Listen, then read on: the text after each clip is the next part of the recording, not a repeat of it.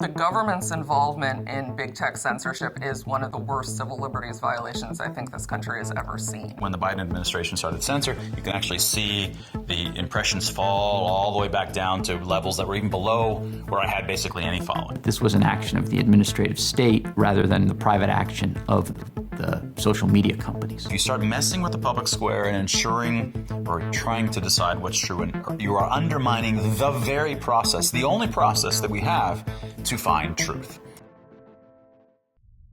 I'm on social media because I've always wanted to not just be a scientist, but a scientist that's also able to relate my ideas to the public. March 2020 happened, and I had my own viewpoint as to what was going on when the COVID pandemic hit.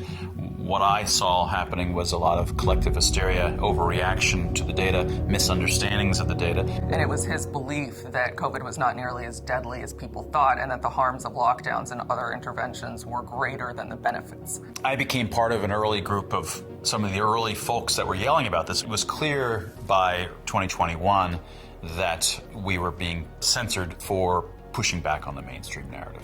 Shangizi versus HHS is about the government's involvement in big tech censorship. While many people believed for a long time that this was something that the tech companies were doing on their own, it turned out that the Biden administration was involved in coercing the tech companies or directing them to censor people whose views differed from the government's when they voiced them on social media. What they were telling those third parties is, we don't want people like your clients talking. Shut them up.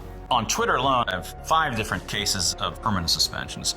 Under the First Amendment, neither Congress nor the President could do this, and neither can the administrative agencies. I'd like it to be the case that there's a strong moral slapdown in some sense of the behavior that's been going on. It's a constant stream of direction from the government to every single one of these social media platforms. Facebook, Twitter, Google, LinkedIn were working with the government to decide who to silence, what kind of post to silence, what kind of information to silence. I'm hoping at some point my voice is able to pierce the envelope that they've kept me in.